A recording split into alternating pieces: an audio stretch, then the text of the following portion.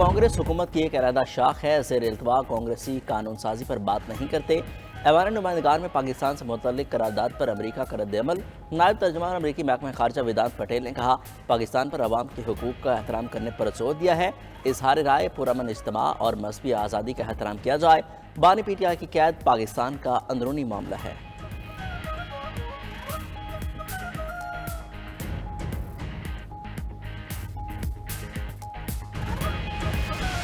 क्या इद्दत में निकाह के केस में बानी PTI को रिलीफ मिलेगा?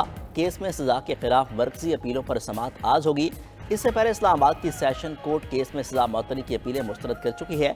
मातहत अदालत ने 3 फरवरी 2024 को बानी PTI और बुशरा बीबी को 7 साल कैद की सजा सुनाई थी। बानी PTI सिर्फ इद्दत में निकाह केस में सजा के बायस अडियाला जेल में कैद हैं। Toshakhana cipher 190 million pound cases में उन्हें जमानत मिल चुकी है।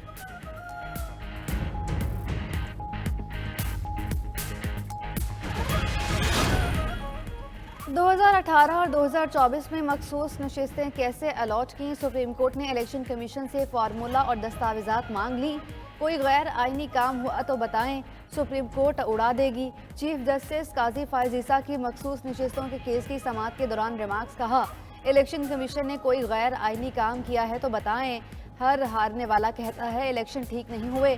अगर धांधली हुई तो जब तक केस आगे नहीं आएगा हम नजरसानी नहीं कर सकते।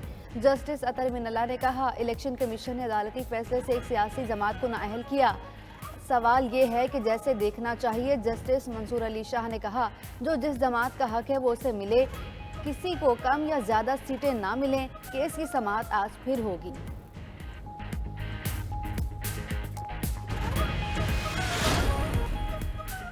वज़ीर-ए-आज़म शहबाज शरीफ आज सरकारी दौरे पर ताजिकिस्तान रवाना होंगे। 2 रोज़ा दौरा ताजिकिस्तान में मुख्तलिफ शोबों में मुआहदों और मुफाहमत की यादाश्तों पर दस्तखत होंगे।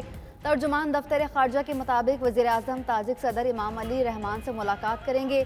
मजलिस नुमाइंदगान के चेयरमैन और ताजिक वज़ीर-ए-आज़म से भी मुलाकातें शेड्यूल हैं।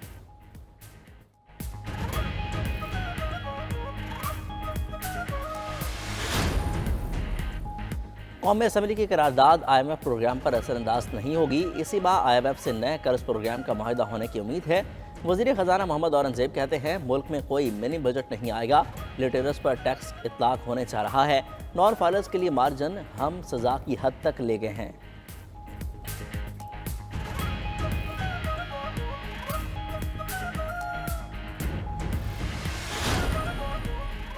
अवाम के सिरों पर टैक्सों की तेज धार तलवार मुसल्लह। टैक्सों से भरपूर विफाकी बजट कानून बन गया। 657 इम्पोर्टेड अशिया पर नए टैक्सेस और ड्यूटीज नाफिज। स्पोर्ट्स गाड़ियों पर इम्पोर्ट ड्यूटी 90% हो गई। इम्पोर्टेड फ्रूट जूसेस पर 60% ड्यूटी आयद हुई। ब्यूटी, स्किन केयर, हेयर और परफ्यूम्स की इम्पोर्ट पर ड्यूटी 55% कर दी गई।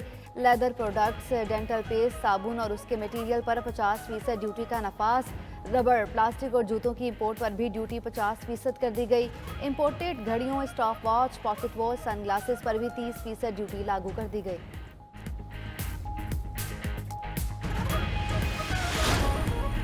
PTI की कोर कमेटी ने party general secretary Umar Ayub का इस्तीफा मुस्तरद कर दिया।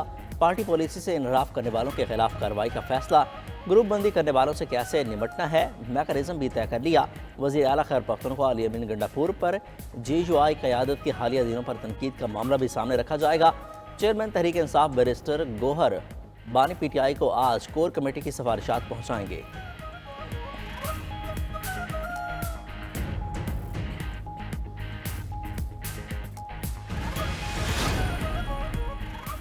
हुकूमत मुखालिफ बड़े इत्तेहाद की तश्कील के लिए कोशिशें जारी। अपोजिशन के ग्रैंड अलायंस के लिए स्टीयरिंग कमेटी तश्कील देने का फैसला।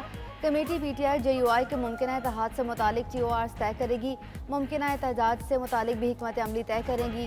साबिक स्पीकर कौमी असम्बली असद कैसर का मौलाना फजलुर रहमान से रब्ता।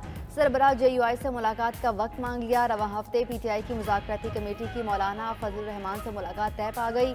मुशर इत्तलात खैबर पख्तूनख्वा बैरिस्टर डॉक्टर सैफ कहते हैं, मौलाना को जाली हुकूमत के खिलाफ तहरीक का ऐलान करना चाहिए। फॉर्म 47 की हुकूमत को ज़मीन बोझ करने में ही मुल्क की आफियत है।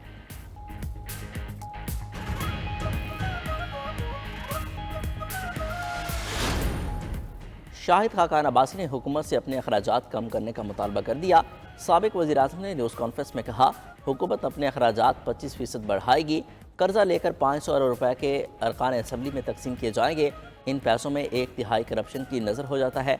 विफाकी बजट को बदतरीन करार देते हुए कहा, मुल्क में मईशत रहेगी या बजट रहेगा, दोनों इकट्ठे नहीं चल सकते। मिफ्ता इस्माइल बोले, 6 जुलाई को इस्लामाबाद में हमारी जमात लॉन्च की जाएगी।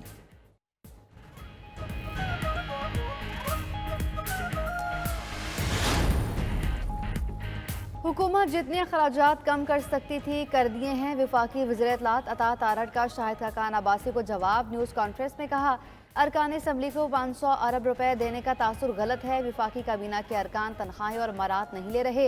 हमारे साबिक साथियों ने गलत अदादोशुमार पेश किए। मौलाना फजलुर रहमान को जवाब देते हुए कहा, इलेक्शन 2029 में अपने मुकर्ररा वक्त पर होंगे। मुल्क में आम इंतखाबात की गुंजाइश है और न ही जवाज़। 16 दिसंबर 1971 साने सुकूत ढाका, साने मशरिकी पाकिस्तान, पाकिस्तान की तकसीम का दिन और उसके चंद हफ्ते बाद शायद 20 और 23 दिसंबर को जुल्फ़िकार अली भुट्टो साहब ने इस पाकिस्तान का इक़्तिदार संभाला। जुल्फ़िकार भुट्टो की हुकूमत ने कोटा सिस्टम लगाकर तकसीम की बुनियाद डाली। उन्होंने पाकिस्तान की तकसीम और साजिश पर सियासी मोहर लगाई। सिंध में 56,000 नौकरियाँ तासुब और नस्ल परस्ती पर दी गई। मुत्तहिदा ने तोपों का रुख पीपल्स पार्टी की तरफ कर लिया। MQM पाकिस्तान के कन्वीनर खालिद मकबूल सिद्दीकी ने न्यूज़ कॉन्फ्रेंस में कहा, जाली डोमिसाइल बनाकर शहरी इलाकों को नौकरियों पर कब्जा किया गया। 80% नौकरियाँ हड़प की गई। कोटा सिस्टम गैर मुनसिफाना और जाबिराना है। फारूक सत्तार ने कहा कि कोटा सिस्टम जागीरदाराना सिस्टम को बचाने के लिए लगाया गया है।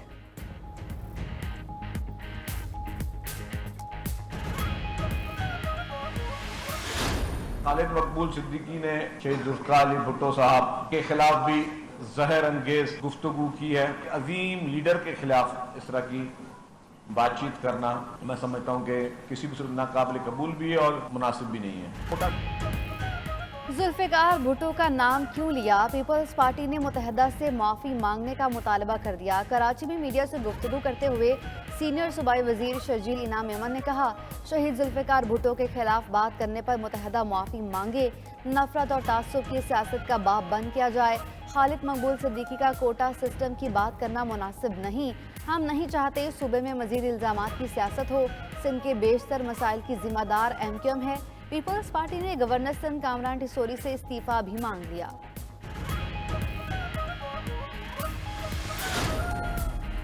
बिजली चोर पकड़ें, इनाम लें। बिजली की तकसीमकार कंपनियों के अफसरान और अमले के लिए करोड़ों रुपए का प्लान तैयार। पावर डिवीजन कानून नाफिज करने वाले इदारों के अफसरान और जिला इंतजामिया को भी पुरकशिश पैकेज देगा। 2 से 3 साल के निजी डिफॉल्टर से वसूली पर 5% इनाम मिलेगा। 3 साल से ज़ायद के निजी डिफॉल्टर से वसूली पर 7% का इनाम मिलेगा। 2 से 3 साल के निजी मुनक्किदा नादहिंदा से वसूली पर 5% इनाम मिलेगा। 3 साल से ज़ायद के मुनक़ता नादहिंदा से वसूली पर 7% का इनाम मिलेगा। बिजली चोरी का सुराग लगाने वालों को वसूली का 10% इनाम मिलेगा। हुकूमत ने ISI, MI और दीगर अफसरान पर मुश्तमिल डिस्कोर्स सपोर्ट यूनिट कायम करने का फैसला कर लिया।